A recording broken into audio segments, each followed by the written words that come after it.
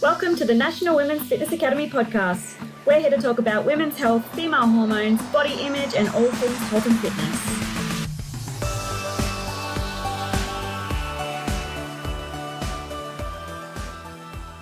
Welcome back, everyone, to the Women's Fitness Academy podcast. I am one of your hosts, Ellen, female empowerment coach, and as you know by now, specialize in binge eating, confidence, and healing that negative body image.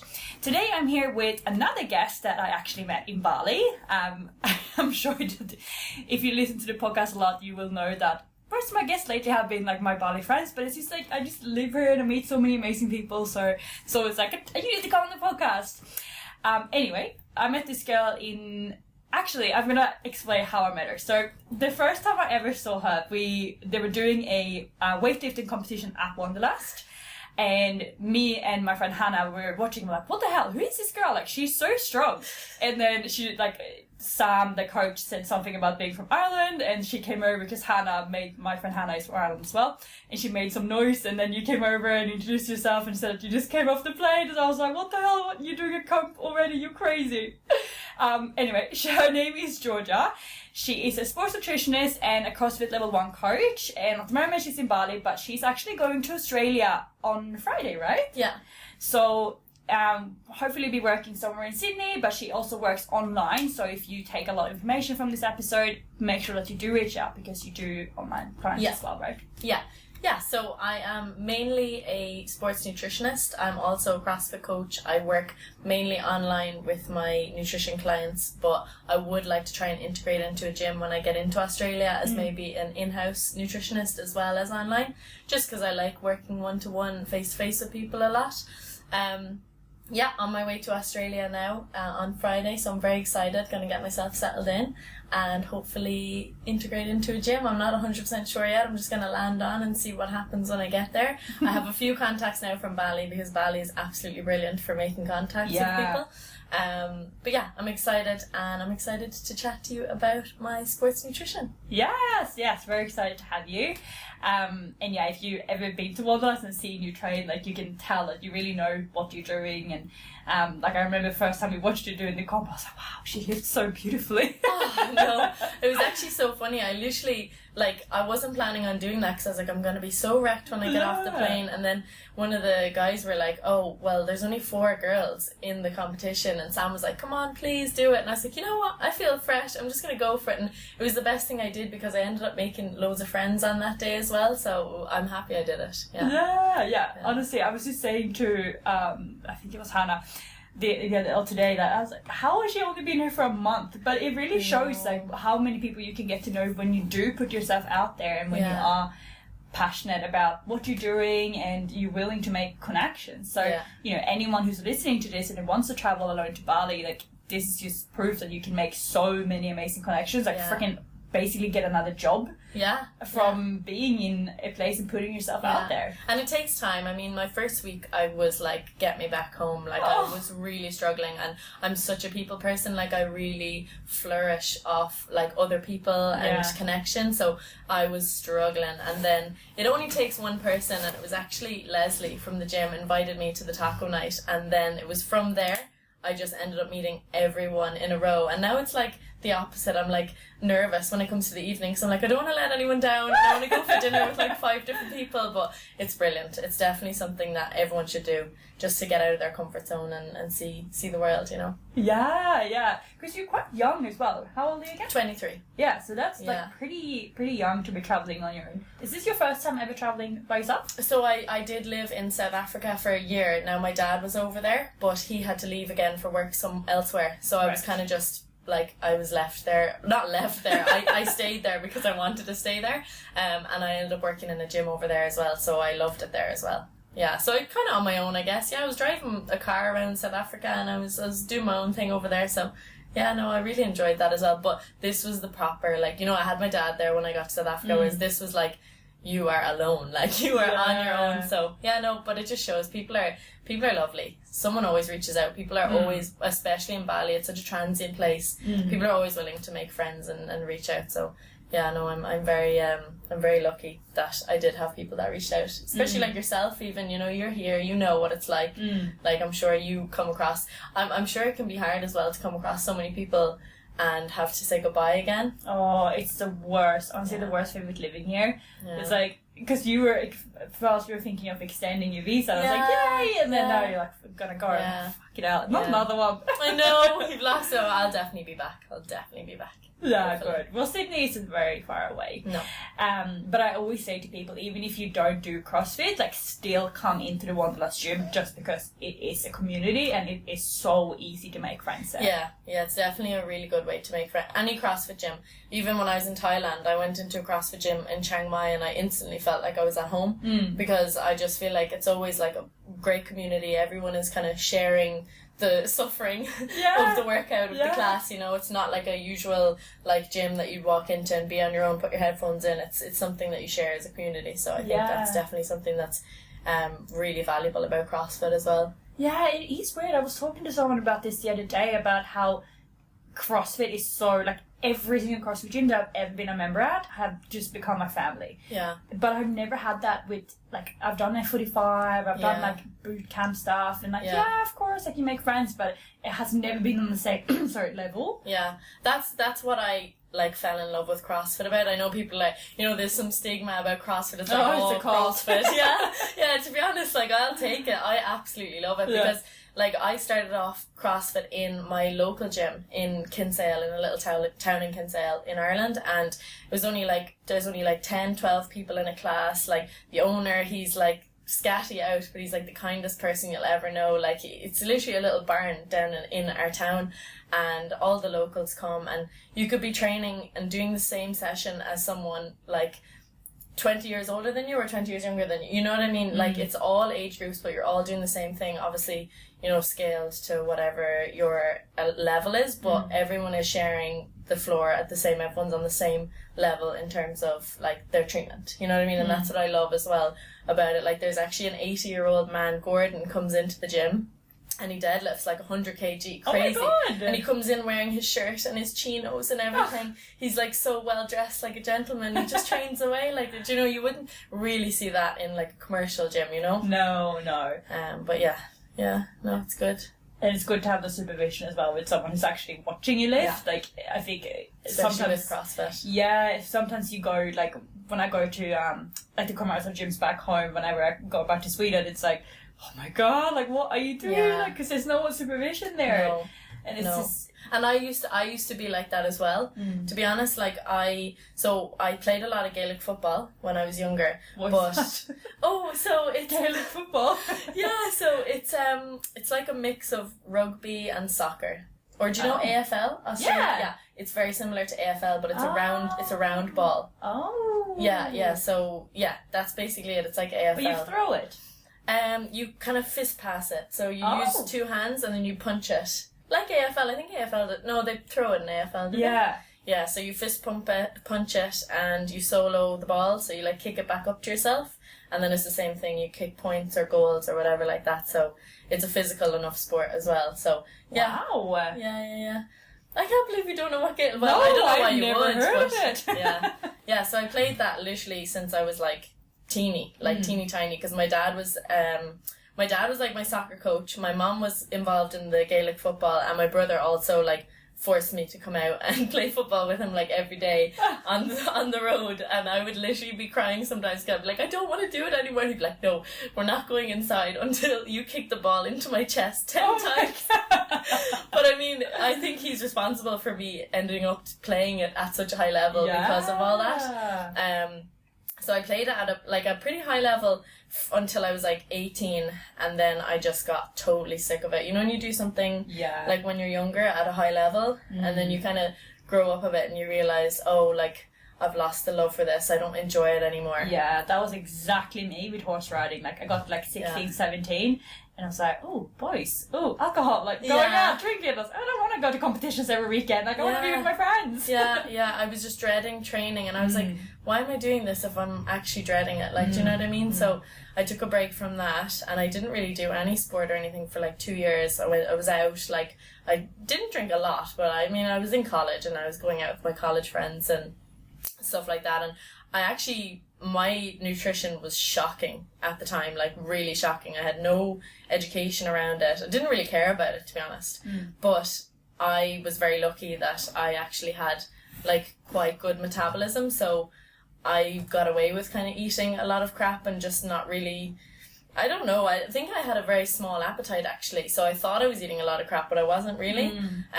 But I still wasn't putting any like nutrients into my body. I was just eating crap all the time.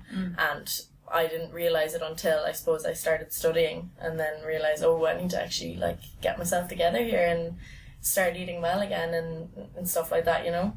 Yeah, wow. So were you doing CrossFit at this time? Or? No, so that 2-year break was like a little gap in everything. Yeah. And then my mum passed away. So she passed away in 2020, and that, like, I needed an outlet. Like, I really needed an outlet. So I went up to the CrossFit gym, the local CrossFit gym. I explained everything to the owner. I was like, I just need to, like, you know, get out of my head. And he was like, yeah, no problem. Went up there, and it was like the best thing I ever did. It was such a good outlet, you know, like just sweat it out, community, don't have to think about anything, just go, you know. So yeah. So wow, you've only been doing CrossFit for 3 years. Yeah, 2 years properly, because I actually injured my shoulder then as soon as I started, so I didn't really do it for a while, and then I fully kind of got into it in the beginning of 2021. Wow. Yeah. Well, first of all, sorry to hear about your mum. I Thank had you. no idea. That's all right. That's okay.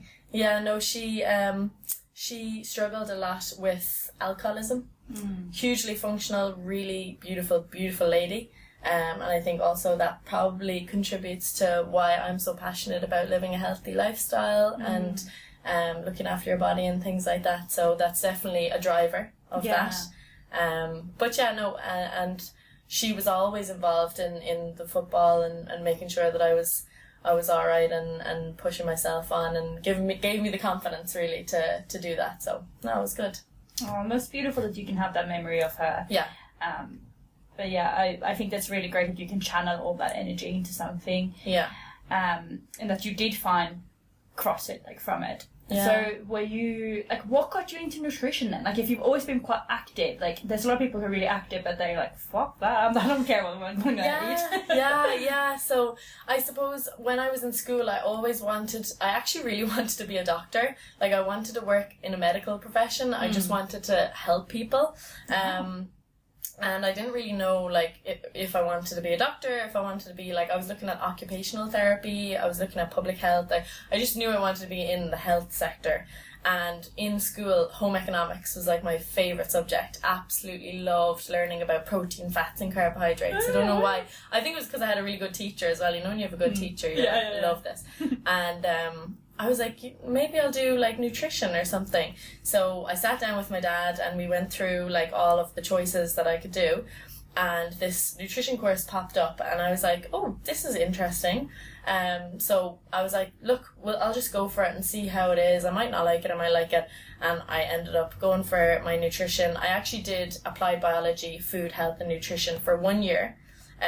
Course, and then I went into nutritional sciences, a bachelor's degree for 4 years. So after the 1 year I was like, yeah, I love this, and I had a sports nutrition module and I was like, wow, this is brilliant. So I just went for the 4 years then and got into my nutrition that way, I suppose. Yeah. Wow. Yeah. Have you noticed like a big difference in your own nutrition since you started it? Absolutely. I feel like I have totally changed my my outlook on the whole thing. Like I feel like my brain actually just approaches nutrition totally different to what I used to.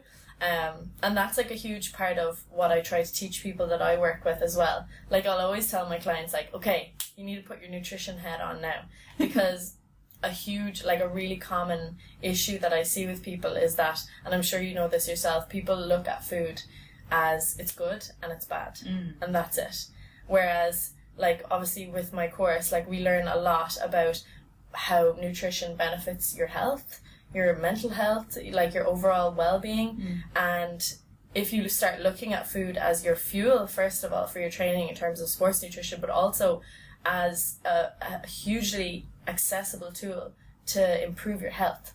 Like polyunsaturated fats, oils, they're proven to improve brain health, heart function, like all these things that are totally overlooked because people are just like weight loss. Like there's so many parts of food, like protein obviously helps you develop your muscles, helps control hormones, enzymes, antibodies. There's so much going on inside your body that you need food for that we all forget about. And it's just nice to have that reminder and to remind others that, yeah, okay, there probably is times where you need to choose a certain food over another, or maybe not, but you also have to look at it in terms of like a positive outlook and look at your food and say, okay, what's gonna like benefit me the most, rather than, oh, I can't have that, I can't have that, I can't have that, you know?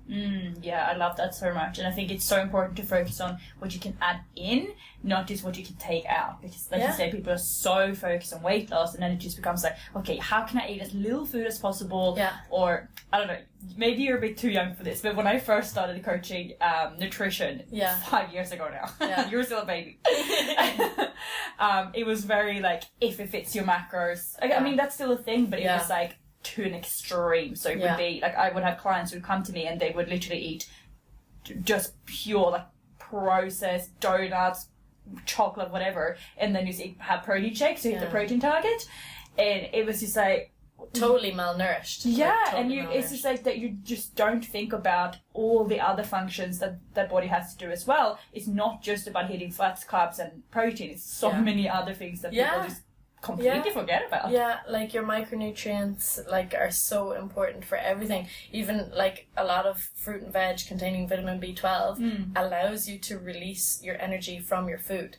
So if you're having loads of carbohydrates but you're not having your B12, then you're not going to be able to utilize all those carbohydrates that you're having and use them for your energy in your training sessions, you know? So it's just little things like that people kind of forget, and that's why people like me and you are constantly saying add in your fruit and veg, you know what I mean? It's not because we just want to see you suffer, you know? And I think it's like a constant cycle of, if you look at it negatively, then you're gonna be stuck in that cycle of like negatively feeling negative about yourself and feeling negative about food. Whereas if you start looking at it as, okay, I can use this to my advantage, and I can use the food that I have in front of me to get where I want to be or feel the way I want to feel, then it's a lot, it's an easier life. It's a much easier life, you know? Like I see a lot of people stuck in that cycle of thinking, okay, I'm going on an 8 or a 12-week nutrition plan here and I have to suffer. And that's the only way that I can get better. If I'm like suffering for these 8 or 12 weeks, and I'm constantly like reassuring them, no, like this should be easy, because if we start off slow and start introducing little by little small habits and make them as easy, like some people come back to me and they're like, no, this is too easy. I'm like, it's supposed to be too easy. Like, because if we introduce those habits, let's say, you know, stay hydrated, drink your water, add your fruit and veg into your meals, keep your activity level high. Let's start with these 3 things and see if we can ace them. Then once they become something that's subconscious, you don't have to worry about that. Then we move on to something a little bit more complicated. Let's say, let's try and increase your protein. Let's try and focus on, you know, making better decisions in terms of your meal timing, if you want to meal time around training, you know, like that's when like the more complicated things come into play. But I think if you start slow, it's like a domino effect. So if you start drinking your water, eating your fruit and veg, increasing your activity level, you're going to feel really good about yourself and you're going to keep going. You do a big, strong, like a big hard session in CrossFit, you're not going to go straight to McDonald's after. You're going to go somewhere and eat healthy because you already feel great about yourself having done the session, and you're going to continue that. So if you live in a negative cycle of thinking, I can't eat that, I need to suffer, you're going to go one of 2 ways. You're either going to end up making yourself suffer for the 8 or 12 weeks and possibly getting where you want to be in terms of weight loss, but then feeling really horrible about yourself by the end of it and probably coming back to where you were at the beginning. Or you're going to get to 2 to 3 days in of the suffering and you're not going to be able to sustain it. Then you're going to feel bad about yourself, and then you're just going to fall back into where you were again. So that's why the sustainability approach is better. It's slow, and not a lot of people like slow. They want fast results. But I'm of the opinion that the slow slow increase and improvements is the best way to go with that. You know? Yeah. Have you seen that sign in the gym? It's as slow as fast. Yeah. Well, as slow is smooth and smooth is steady. Yeah. Yeah. Exactly. That's literally how it is. So, and also, like, I think it's so important that you mentioned about how to feel that people feel so guilty and that it should be so hard. They want to suffer basically. Yeah. And you can only motivate yourself out of guilt for so long. Yeah. Eventually, that's gonna die, and you're gonna go back to your old habits. You need to make these changes out of a place of love, out of a place of respect for your body, and really focusing on, like you said, nourishing and what can I put in, what do my body what does my body need? Yeah. And then your body will literally change as a side effect of you making these changes. Yeah. And that's even a lot of people who come to CrossFit, you know, people are so focused on body composition, but like for me anyway, I find it so much more rewarding to be able to do a new movement or learn a new skill, and then with that, training hard and eating well, the body composition will look after itself. 100%. You know? So yeah, I think that was like that when I first started CrossFit. I'd just come out of like the bodybuilding, and I had such a terrible body image. Like I could barely look at myself in the mirror without crying. So coming into CrossFit, and where everyone just focuses on like getting strong, learning new movements, and literally there's like an end. Like I've been doing CrossFit for so long now, I still can't do everything. Honestly, it's so... It never ends. The minute you think you're getting good at something, you're like, yeah, I'm getting good at this, and then another movement comes along, you're like, oh, I'm still nothing. Still absolutely nothing. It's always improving. Yeah, I suppose that's what's the magic about it as well, is that you're always working hard on something. You know, if you were really good at everything, it'd be a bit boring, wouldn't it? Yeah, Maybe. Oh god, yeah. Absolutely. But it's just so nice to go and do something. Like, I mean, you can do this in a normal gym as well, right? You don't have to go to CrossFit. Yeah, but absolutely. Especially if you guys are suffering with a negative body image, then I would really highly recommend, first of all, focusing on how you can fuel and nourish your body, but also training because you enjoyed it, training because you like to feel strong and you like the endorphins that you get from running or lifting weights or learning a new movement or whatever it is. It's not always about what you look like. No, not at all. And it's very easy. It's very easy to get fixated on that. Like, I can imagine it is very hard. But once you kind of unlock that, once you start seeing how good it makes you feel to learn new things or, you know, develop a new movement or a new skill or get stronger, you start to realise that's a hell of a lot nicer feeling than looking at yourself in the mirror and seeing like an ab. No, you know what I mean? Like, obviously that's nice, but... Yeah, I mean, it's always good. But I sometimes I look back in those photos of myself and I'm like, fuck, I was shredded. But it's also like, I also didn't have a life. Like, I was just tracking every single thing to the ground and just said no to everything because I just wanted to stay at home and eat my home-cooked meals. And God, if that's what you love, if that's what you call living, sure, go for it. But if you want to like move to Bali and you want to live here and you want to travel the world, then maybe that's not going to be. Like, you're probably going to have to give up the super shredded abs and bicep veins. Yeah, I think as well though, like if you just find something that's sustainable for you, like individually, then it's something that can work wherever you go. And like when I'm working with my clients, like, a lot of them do want to track at the start, and I will track with them just so that I can educate them. Gives them an idea of kind of like, just gives them an idea of what amounts of foods are, you know, portion sizes and things for people, but I try to get them to be as intuitive as they possibly can at the same time, you know. So I get them tracking for the first while, see how they're feeling. If people don't want to track, we also have a non-tracking program. But it kind of gives them a little bit of education on protein, why you need protein, why you need your carbs, why you need your fats. And sometimes at the end of the week, they'll come back to me and they'll say, oh, like, you know, once they fill out their form, they might have had like a really bad night's sleep on Thursday night and low carbohydrates on Thursday on a high session, like a hard session. And they'll be like, why did I feel so crap on Friday in my training? And like, I'll be able to make the correlation of like, well, you didn't sleep well the night before, you didn't carb up after your training session, and you had a really hard training session, so you had no fuel in the tank the next day, you had no sleep that night, and then they're like, oh, right, okay, like this is what I need to do. So it's just good, it's a good tool sometimes as well for that kind of thing. But ideally you want to get someone to a point where they don't need to do that. Do you know what I mean? They don't need to, because like a lot of people will be like, to me, a lot of people will ask me just for like a straight up diet plan, like give me the food just to a meal eat, plan, like tell me exactly what to eat. And I'm like, I'm not gonna send you to the supermarket to go for a shop and pick up a load of foods that you've never eaten before just because they're like the perfect, you know, macronutrient profile. I'd rather sit down with you, figure out what you already eat, figure out your schedule, your lifestyle, your stress levels, your workplace, your sleep schedule, and then work around that and make small changes along the way. Because again, that's just the sustainability point of view. If I was to give you a fixed plan of what to eat every day, yeah, you might be able to keep it up for a couple of weeks, but it would be very, very difficult to sustain that over your whole life. Probably wouldn't. 100%. It comes down to enjoyment at the end of the day. Yeah. So the main reason I want to get you onto this podcast is obviously to talk about sports nutrition. Yes. Haven't interviewed that many people who talk about that actually. So I'm really curious, and I know there's a few girls who are very into like running or CrossFit or any kind of high performance sport, I guess. Yeah. So what are some big mistakes that you see like with girls in sports? Okay, so I suppose it's when you're working with athletes, there is a few factors you have to consider.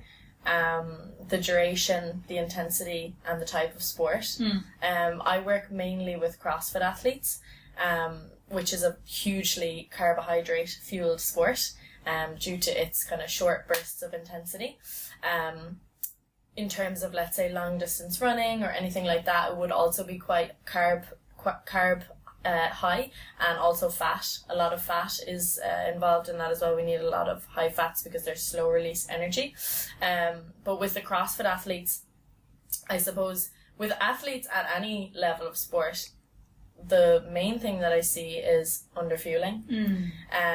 A lot of athletes, I think because they're an athlete and because they want to meet a certain bracket, think that they need to eat less and train more.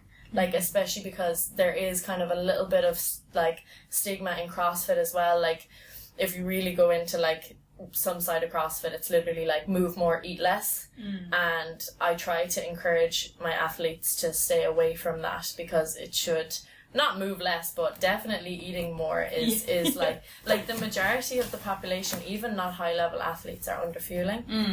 It could be like a busy mom, like, you know, running around and forgetting to eat for the day, like, and then getting to the end of the day and being exhausted, you know, like, so a lot of the population are underfueling. But with athletes, it's obviously a really detrimental thing to their performance. Because eating for performance is very, very different to eating for body composition. You're essentially trying to fuel up your tank and replenish your tank after as well. So with underfueling, I suppose there's a lot of telltale signs with athletes. I suppose especially with female athletes, there is, have you ever heard of, I'm sure you have, relative energy deficiency? So when there's low energy availability, when a female athlete, it can happen to males as well, but it's a little bit more common in females, are not fueling enough for their energy output, then they'll become fatigued, and they'll start seeing symptoms such as, obviously, you could be a little bit more sore after training. Obviously, we're all a little bit sore after training, but if it's something that happens like regularly over time and you're not recovering as well, then that's something you have to start looking into. Or a really big one is also, obviously, your menstrual cycle can be disrupted. A lot of women lose their menstrual cycle and struggle to get it back for a very long time.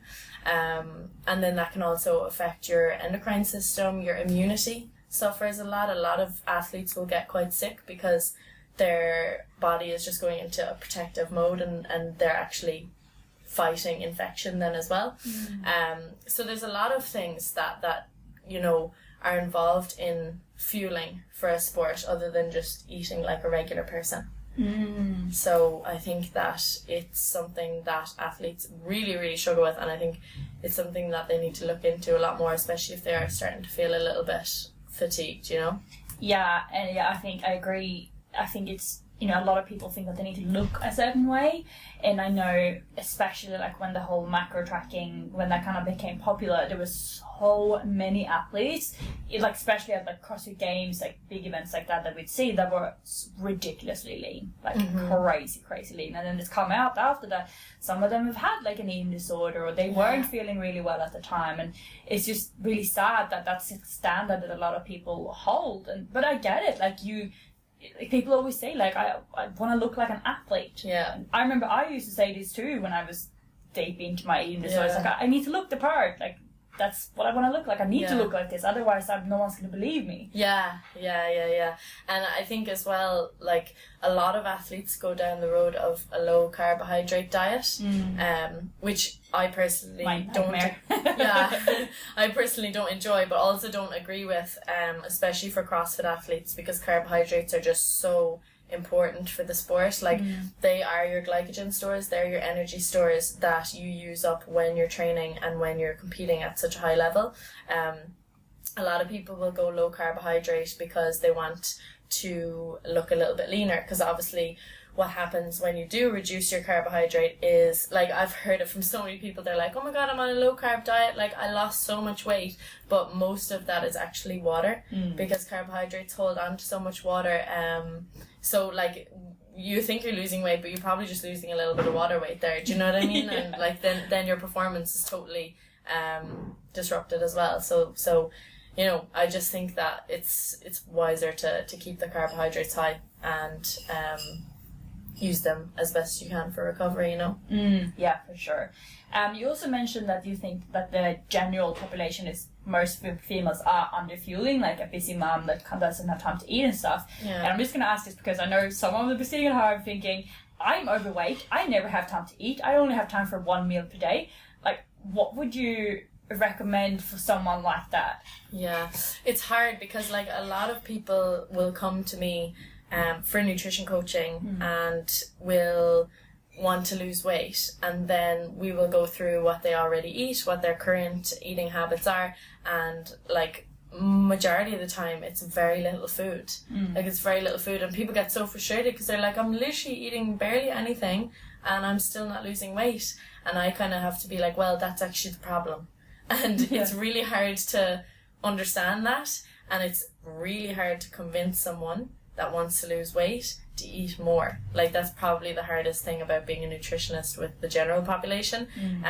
Because what happens is, I know there's a lot of talk about like metabolism, how to improve your metabolism, but what happens is like our bodies adjust to, so like our bodies have homeostasis. We adjust to our environment, we adjust to what we put in our body, we adjust to our activity level, all that kind of stuff. And if you're eating a very low amount of food for a very long time, your body's going to adjust to that. Your body's going to make changes internally and externally to survive, right? So if you are consistently eating like really low calories, your body is going to eventually you will lose weight, obviously at the beginning initially, but then your body's going to get so used to that low amount of calories is essentially it starts shutting down some internal systems. So it will prioritize what it needs to prioritize inside. So it's not like, anything serious. But Your heart's not going to stop. yeah, exactly. Hopefully.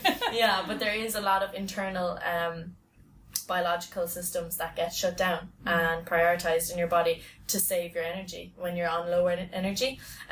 So what I try to do with people is I try to put them on some higher calories. So I actually try to increase their calories for a while so that we can kind of jumpstart those systems. There is always a risk of putting on a small bit of weight, but if you do it gradually enough, then there shouldn't be a problem. It should be just jump-starting all those systems again, getting everything working, keeping an activity level high, and then when we're at a place where you are eating enough and eating sufficiently, then looking at maybe pulling it back and looking for that weight loss. But again, it's a gradual thing. I think that's what people miss. So like some people might come on like an 8 or 12 week nutrition plan for weight loss, let's say, and they want to lose weight, and we gradually decrease their calories or whatever, and we bring it down, and then eventually we get to the end and they're like, yeah, great, I'm delighted with this, bye. But usually I will try to get people to come with me for another 12 weeks and they're like, why would I do that? Like, I've already lost my weight. I reached my goal. Yeah.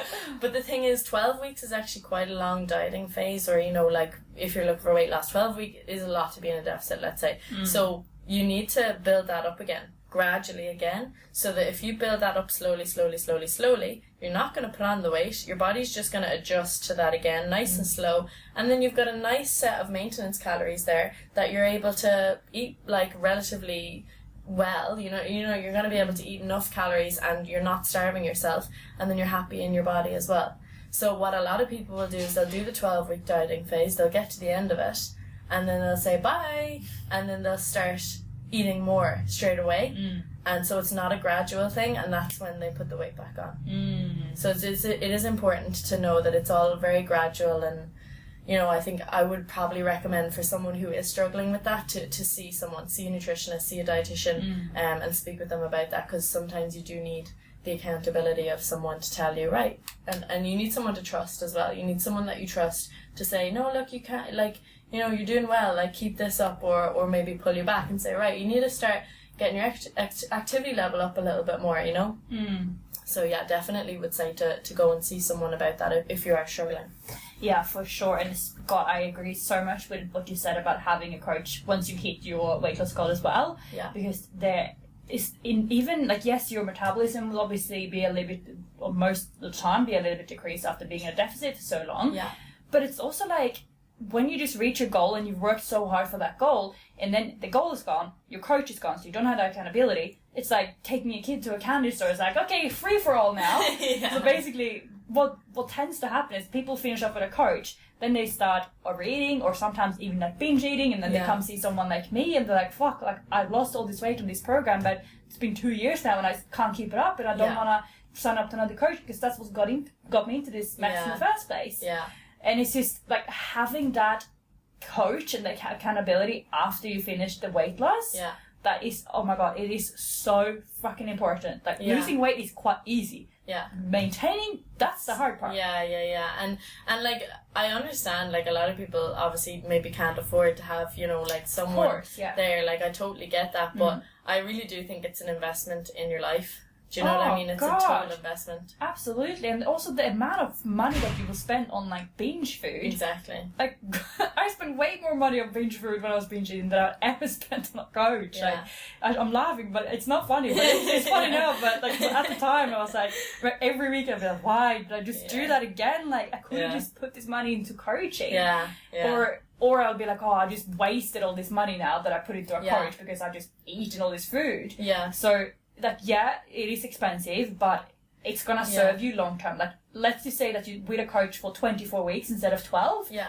You might not have to have a coach for the rest of your life after. Exactly, yeah. And I do feel like I have a really good relationship with my clients where, like, people think it's just a nutrition plan, but, like, people that have been with me will tell you, like, I literally know, like, when they've gone to the toilet. Do you know what I mean? Like, I am, like, their personal assistant for those full 12 weeks. Like, I am literally on top of, like, in a good way, on top of them, you know what I mean? Like, I'm there for them always, and I think that's, like, why I value my nutrition coaching so much, because, like, I really do try to make it as individual as possible and work with the person on a completely individual level.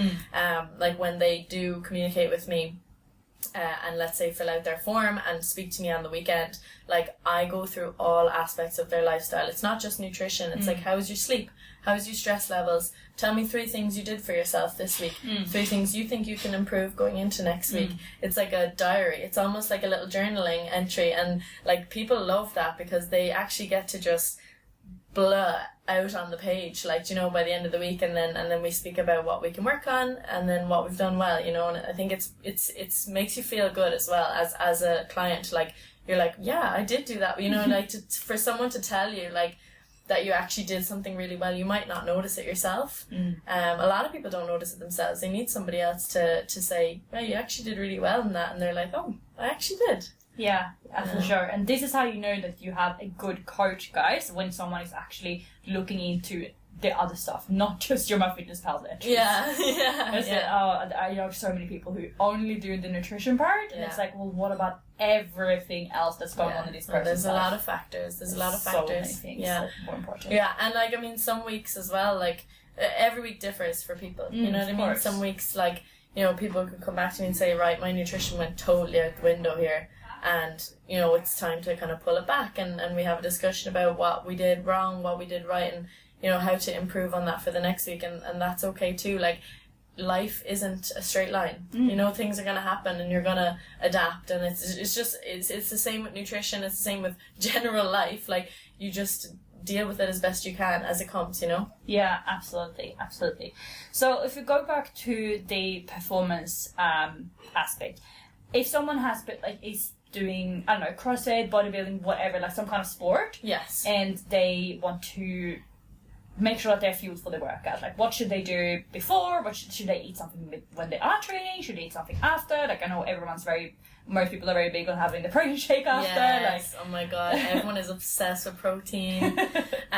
So I was actually talking to one of the guys today, Mitch, at the pool. He has a fight on Saturday, and he was like, right, like, what do I need to do for my nutrition before my fight? Like, tell me what to do.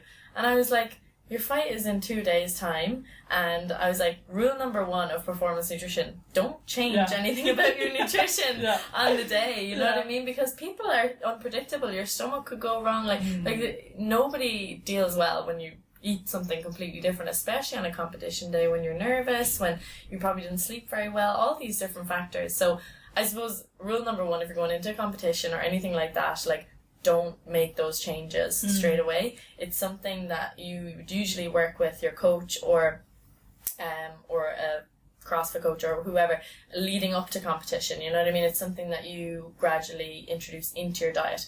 So I suppose with training, with CrossFit or any kind of strength or resistance training, I suppose you're looking to have a substantial, mosquitoes. You're looking to have like a substantial meal, like 3 to 4 hours before your training session. So carbohydrate heavy is what we're looking for, like not too carbohydrate heavy, but we're looking for like probably 2 to 4 grams of carbohydrates per kg of body weight.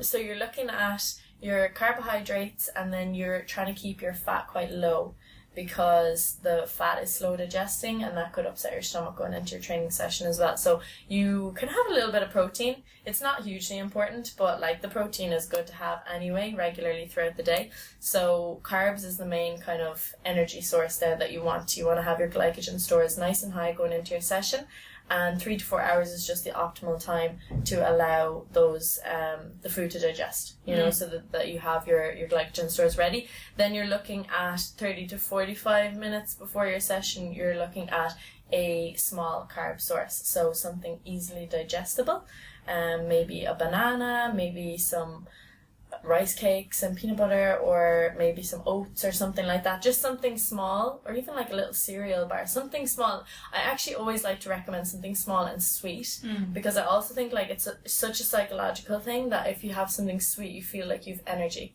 So it's a really good thing to have something nice and small and sweet, just half an hour, 45 minutes before. I also recommend, and now I know we'll get into supplements a little bit later, but I also recommend to have your caffeine around that time as well, so that you're having your little energy boost as well in just pre-workout. So you've got your little carb source and your caffeine, and then you're going into your session about 45 minutes later. Now, obviously, it varies depending on, again, intensity, type of training, and the duration. But if you're looking at any training sessions under 2 hours, under an hour and a half to 2 hours, it's not really necessary to fuel during. You know, if you're training for 1.5 hours, you don't really need intro workout nutrition. But if you are training for any more than 2 hours, then you're looking at trying to get some small carb sources in again. So whether that be a little carbohydrate energy gel, or again a banana, or anything, little cereal bar, something just to keep you going, or sipping on a Lucozade, just because if that session is long, you want to just keep those stores nice and high throughout the whole session. Now, when you're finished your session, and this definitely applies to like even people who just want to go to the gym and do a bit of resistance training, but it's hugely important for athletes, is your recovery. So you want to replenish your glycogen stores, you want to recover your muscles, and you want to rehydrate. So we call it the 3 R's of recovery: replenish, rehydrate, and recover. So you're looking at replenishing your glycogen stores. You want a carbohydrate source. you're recovering, you want a protein source, and then you want to rehydrate. Now, if anyone who knows me knows that I just love milk. I just think it's like the best of everything. I'm sorry to anyone who's lactose intolerant. I will come around to that. But milk is just like the perfect combination of carbohydrates, protein, and hydration. That's why chocolate milk was like a huge craze at one stage, like for any of the like football players or anything to have chocolate milk after a session. And to be honest, it actually is a brilliant source of recovery. Obviously yogurt as well. Then if you are lactose intolerant, you're probably just looking at making sure you replenish your water, and then apple and peanut butter on toast, anything like that. Just a small carbohydrate and protein source at the same time, and some hydration is what you're looking for. I know a lot of people say that that 30-minute window, people get really stressed about it. General population don't really need to worry about that. You're just looking to get your protein sources in evenly throughout the day. If you're an athlete, the only time that 30-minute window really matters is that if you're having a training session within 12 hours again. So let's say you're training that morning, you want to try and get your carbohydrate and protein source in straight after your session, so that you have that recovery going into your next session later in the evening. That's when it becomes important. But other than that, like, it's not really like a huge stressor. Like, I wouldn't be running to the shop for milk like as fast as you can, you know. And then once you've got that as well, ideally you're looking to have again another substantial meal and get the protein in as well, because everyone loves protein. I feel obliged to explain why everyone loves protein. I'm sure everyone knows anyways, but obviously protein is hugely important for muscle recovery, muscle building. But again, it's also really beneficial for like hormones, enzymes, antibodies, all that stuff. So it's the best way to build your muscle and recover your muscles as well. So that's why that's important. But again, don't forget the carbohydrates. If there's one thing that you get from this, is don't forget about your carbs, because they are really, really important, especially as an athlete. So yeah, that's kind of what the day looks like and the timing. And then again, you're just looking to make sure you're sweeping up on your sleep and your hydration throughout the day. So there's also a few protocols like pre-training or pre-competition hydration. If you want to get really specific, you're looking for like 400 to 600 mils 3 to 4 hours before your competition, slowly sipping, all that stuff. That's when it kind of really, when you're really working with a high level athlete and you want to fine tune that. But again, you're working on an individual basis. You know, not everyone is a robot. Nobody's a robot. You're looking into the person and seeing what suits their stomach and what they're used to. And it can be hard, especially on competition days when people are nervous. Like, trying to get people to eat is like the hardest thing ever. Oh my God, I went to South Africa with one of my athletes, Tammy Taylor is her name. She was in the semi-finals, and I was chasing her around with food all day, because I actually packed all her food up for her. I had it all in a bag. I had everything ready all the times, and I was literally like, after the competitions, running after her with a lunchbox, and she's like, "Oh, I really don't want it." I'm like, "You have to eat it, Tammy. You have to eat it." So it can be hard to get people to fuel and eat when they're not hungry, but yeah, no, it's good. Yeah, you gotta get your fuel in straight after. So. Yeah, oh God, I feel like I did a comp in Uluwatu in November, and oh my God, I think I had a proper breakfast, and then I think I ate like 2 things and just sipping like water, protein shakes all day, bananas. And especially with CrossFit, it can be quite difficult because sometimes the events are so close together. Yeah. And because obviously you're nervous, your digestion's not working properly, and this is there's a lot that goes into it. Yeah, like it does require like a lot of pre-planning and almost like a simulation day. So you'd usually kind of work towards that a couple of weeks beforehand and see what works for the athlete, what doesn't work, and you can incorporate little things as well. Like if you don't want to have a coffee or whatever, you can have caffeine gum. You know, like little things like that can be really beneficial on a competition day, especially when somebody is nervous and unable to keep food down, you know. And as you said, with protein shakes and smoothies, like they're brilliant for like if you don't have a good appetite. Just throw like just for the general population. I know I'm changing the subject slightly, but when I struggled to put on muscle for CrossFit, I was like mad into my smoothies. I was just throwing peanut butter into my smoothies, everything as much as I could, you know, because it is easier to digest. So that's definitely a good way. of getting your food in is through liquids as well. Yeah. So the last question I want to ask you about was supplements. So I think everyone's gone through this phase. When they first start going to the gym, they're like, I'm going to buy every single thing. It's like fat burner, amino acids, like protein powder, some kind of casein for that. And it's like, oh my God, it's the amount of money I spent. But yeah, what actually works? Like, what should people actually invest their money in? Yeah, there's a lot. There's a lot out there at the moment. Like, on the market, it's like crazy things being advertised at this stage. I suppose in terms of evidence-based supplements, there's 3 main ones that I would recommend for, again, it's totally on an individual basis, but I would recommend for athletes your first one would be your creatine. So creatine is already kind of stored in the muscles. You can also have it, you can get it from meat and things as well in your nutrition. But if you, let's say you are an athlete that wants to build muscle or improve your training by that small percent, then that's when I'd be looking into creatine.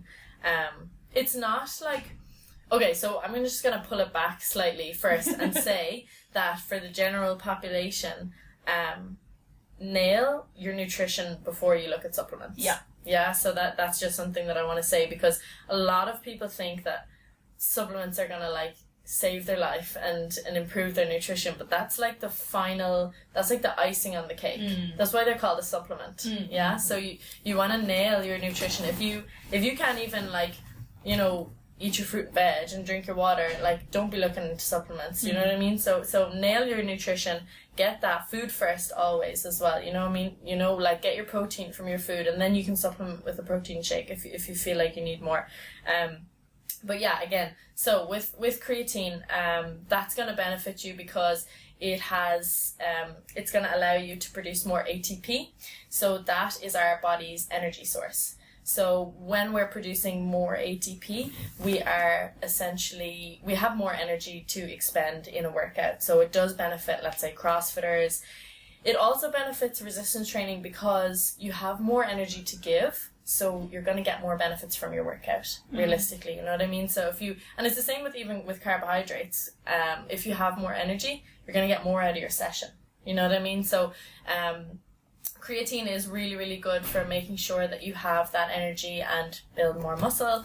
But again, I wouldn't be recommending that for the general population. I think that it's something that you could look at for athletes, and then for also people who are doing resistance training and looking to build muscle. Then you have beta-alanine. That's another kind of mysterious one because there's still a good bit of research to be done on it.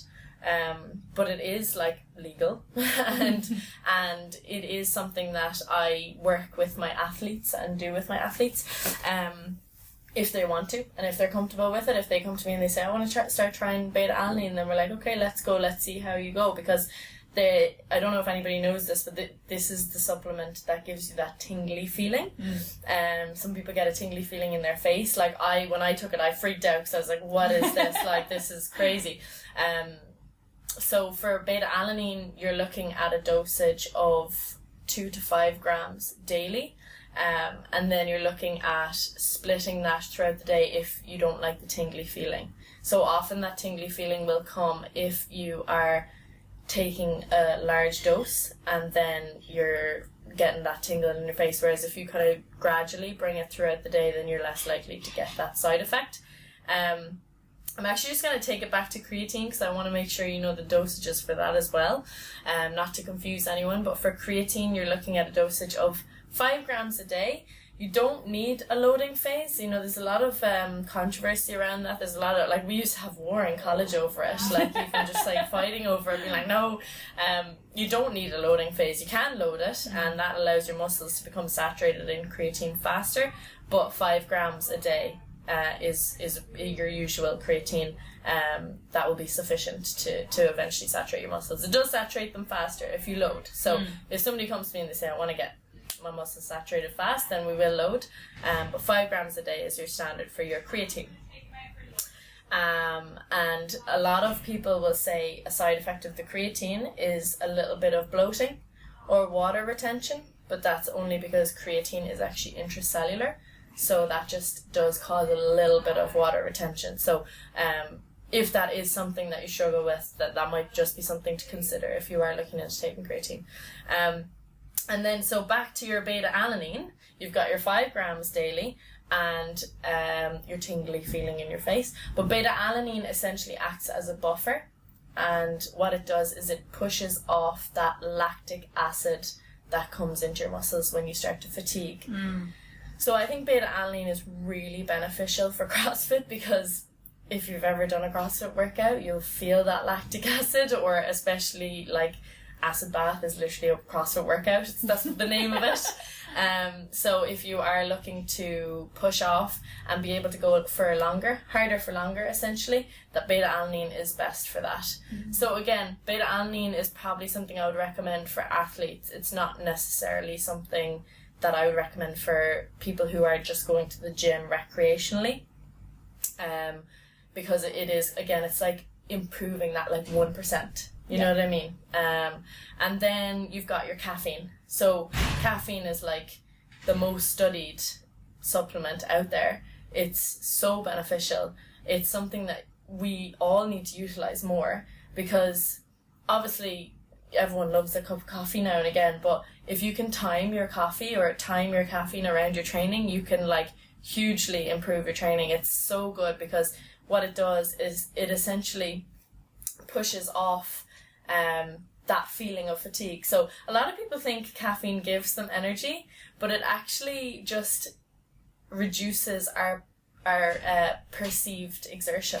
So it doesn't actually give you energy. Your carbohydrates give you energy, but your caffeine is going to reduce your perceived exertion. So in your brain, there's something telling you, oh, I'm actually not that tired. And like, that's a really, really beneficial supplement to take when you're training. It can increase your energy output, and it can also increase your concentration levels as well. So it's a really, really beneficial supplement. And with athletes, sometimes we look into taking caffeine gums and caffeine pills just so that we have the exact like amount of caffeine that you want, because obviously there's different amounts of caffeine in every cup of coffee.